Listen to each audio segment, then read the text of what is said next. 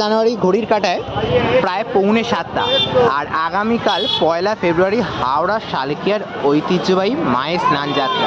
আর তারই প্রাককালে একেবারে তার আগের দিন সন্ধ্যায় আগামীকাল 1 ফেব্রুয়ারি মায়ের স্নান যাত্রা, আজ 31 জানুয়ারি সন্ধ্যায় আমরা শালকিয়ার শীতলা মায়ের মন্দিরে অর্থাৎ বড় মায়ের মন্দিরের সামনে এসে উপস্থিত হয়েছি। আজকে থেকেই কিন্তু এই এলাকা একেবারে জমজমাট হয়ে গেছে। ইতিমধ্যেই ভিড় জমতে শুরু করেছে মায়ের কাছে পুজো দিতে, দর্শন করতে, এবং আগামীকাল মা নিচের মন্দির ছেড়ে রাজপথে বেরিয়ে আসবেন। ভক্তদের কাঁধে চেপে মা নগর পরিভ্রমণ করে এই গঙ্গায় স্নান করবেন। স্নানযাত্রার আগের দিন সন্ধ্যায় মায়ের মন্দিরে যে ভিড়টা সেটা আমি দেখাচ্ছি। দারুণ পরিমাণ ভিড়, বিশাল ভক্ত সমাগম হয়েছে। চলো যদি একটু মন্দিরের ভেতরে ঢোকা যায়, মন্দিরের ভেতরে মায়ের দর্শন করাই তোমাদের।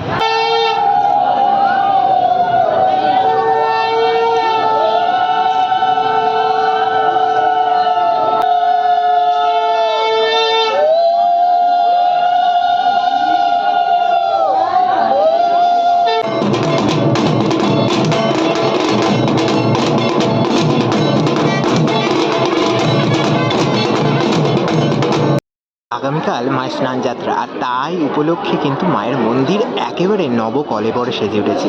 আজকে মাকে দর্শন করার জন্য কিন্তু প্রচুর ভিড়। মাকে এই মুহূর্তে গয়না দিয়ে সাজিয়ে নেওয়া হচ্ছে। তার সাথে সাথে বেশ কিছুক্ষণের মধ্যে আরতিও শুরু হবে। যদিও প্রচুর দর্শনার্থীর ভিড় জমেছে। পালকিতে চেপেই মা আগামীকাল স্নান যাত্রা এবং নগর পরিভ্রমণে বেরোবেন। সেই পালকিও এসে গেছে। এই পালকিতেই বড় মা চাপবেন এবং ভক্তদের কাঁধে চেপে নগর ঘুরবেন। তারপর মায়ের স্নান যাত্রা সম্পন্ন হবে। আজকে থেকে রীতিমতো ভিড় জমে গেছে মায়ের মন্দিরে। এবার জানি রাখি, কালকে যারা যারা আসতে চাইছো মায়ের স্নান যাত্রা দর্শন করতে, মাকে ছুঁতে চাইছো, তাদের তো অবশ্যই যারা হাওড়া শালকিয়া আসবে কি করে মায়ের মন্দিরে আমি তো জানিয়ে রাখি। যারা কলকাতাবাসী যারা আসবে তারা আহিরিটোলা ঘাট থেকে বাঁদা ঘাটের লঞ্চ ধরে তোমরা চলে আসতে পারো।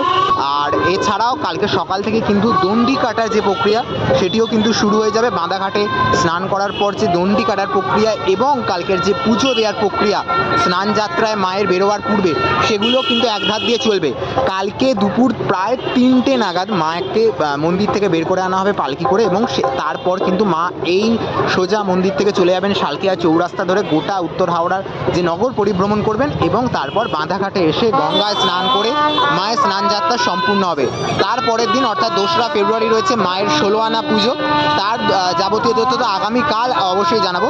তবে প্রাককালের কি চিত্র আজকে মানে স্নান যাত্রার প্রাককালে, সেই চিত্র তুলে ধরলাম। ইতিমধ্যে দেখতে পাচ্ছ একেবারে শেষ মুহূর্তে প্রস্তুতি দিকে দিকে চলছে, আর সেইগুলোই মোটামুটি একটু আপডেট দেওয়ার চেষ্টা করলাম।